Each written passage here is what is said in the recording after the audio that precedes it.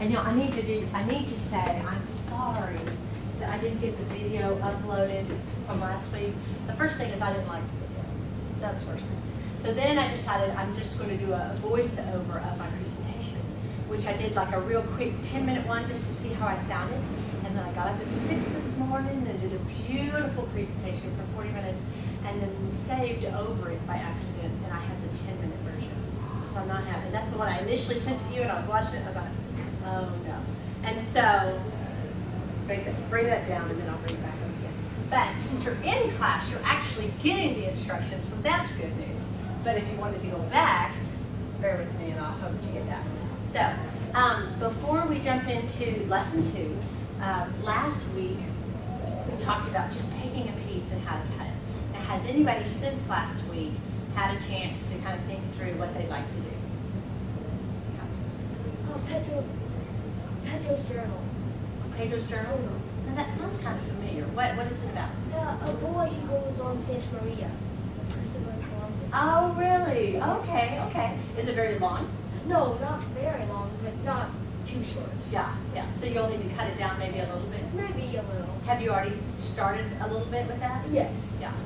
Good for you. Okay. Two books now, but we're new to this. So, didn't you know, is it better, there's one book that has 2 main characters. Is that very hard to act out for one person? If we're thinking of doing dramatic? Is it better to pick out something that is like a diary of one person? Is that easier? It's more interesting if you have more than one character. If you have one character, you can really act, if you're really good at acting it out, it's fine. But it does make it more interesting when there's more characters. Okay. Yeah. And we'll actually talk about character analysis today. So, hey there, come on in. Okay, anybody else have any pieces that they're kind of playing around with and maybe thinking about? Yes. My brother and I are doing green eggs and ham. Oh, there you go, green eggs and ham. That's going to be great. And that's not very long. Have you read it out loud? How many minutes is it? Didn't tell me, but it's not. No. Oh, see, that's great. So you don't have to do much cutting or anything like that. That'll be fun. Okay, good. Anybody else? Do you mind shutting that down? Anybody else working on pieces or kind of thinking about pieces that they'd like to do? No, Okay, you are thinking. What's in the till? You're not even sure yet. Still in the thinking. Yeah. Don't even have the names out yet. Well, we have some ideas, but we can custom. Okay. Anybody else? I bet you and Angel are working on Treasures in the Snow. Okay. And you guys haven't cut it yet. You've just read it. I think my mom's ready. Yeah. That's good. Okay. Anybody else? Okay. If you don't have anything picked out, don't panic. But I'm just trying to give you kind of reasonable little deadlines to kind of step by step get to that place. So you can be ready to do it in November. But if you're not ready to do it by November, it's okay. My kids would a lot of times they would just do one event, the very first tournament, then add on another event, and then they have 2 events for the second tournament, and so forth. And you just pace yourself however you want. But at least you'll be ready with the instructions.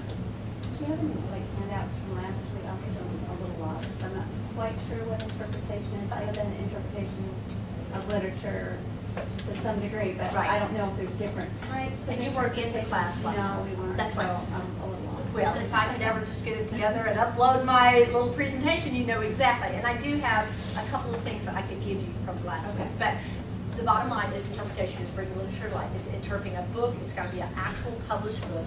It can't be a compilation of Peanuts cartoons or Calvin and Hobbes, and that because those were individual pieces that were put in the book, or something that's written by a bunch of different authors. Only because they were finding people cheating and taking something from one author and another. And it's kind of a big chocolate mess, and they didn't want to do that. Yes. Do you think it might be alright to do Peanuts if there's a big long story? I just doubt that any of Charles Schultz's pieces were 10 minutes long. Well, I think it's possible to find one. Unless I'm thinking of Charlie Brown Christmas or a Charlie Brown, maybe so. If you get it in the book, that you may very well be able to do that. So yes, I'm just thinking comic strip right now, but you might be able to do the full story. If Okay. it comes in book format. it has to be in a book, an actual published book, so no internet sources, no anything like that, and no compilations. Yes. The question I had from Nats last week, can you do a novelization of a movie? Is it published? Yes. So it's in a book format? So it's in book. I think so. I think so. You can't do your own media transcriptions. Yeah, it's like an actual book. Yeah, and what I would do is just send it to the IE committee and say, here's the book, I mean, it is from a movie, here's the book, here's the ISBN number, da-da-da-da. Just want to make sure before I jump in, is this okay? Okay. Because, like, one of my kids' favorite movies is Mr. Smith Goes to Washington, and somebody found it in a book. Oh, wow. I mean, it's a very expensive book. Oh, yeah. But I'm sure. we didn't do it. But they did actually find it in a book. Some judges, though, would say, but that's already, I mean, it's already been interpreted in a movie, so I've already seen that, so you're just doing the same thing Jimmy Stewart did, you know. But it's not necessarily a clear violation of the rule, I don't think. So I'd ask that IE committee just to make sure.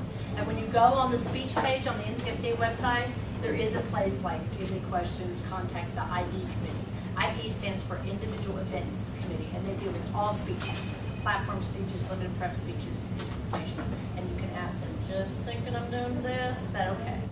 All right, so let's start interpretation lesson 2. Here is where we're going. Of course, I had a real quick review of lesson 1 just a second ago. The content analysis, we're going to actually analyze your book a little bit. I gave you a handout on this, but we didn't really go deep into it, so we'll talk about that.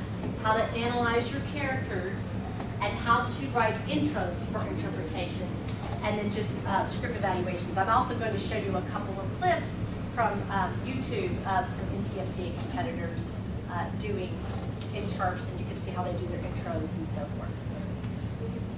So let's talk about content analysis. Let's say that everybody has their book. Everybody knows what they want to do, and they've started cutting it all down.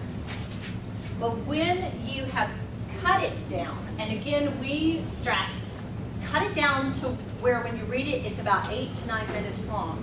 So that gives you enough wiggle room to pause for effectiveness or to put some action in and so forth. So it's good to shoot for 8 to 9 minutes worth of actual words in your script, and then you can add in stuff. But you do need to step back and look, does what I have put together as a script, is it kind of a story in and of itself? Does it have a clear beginning, middle, and end?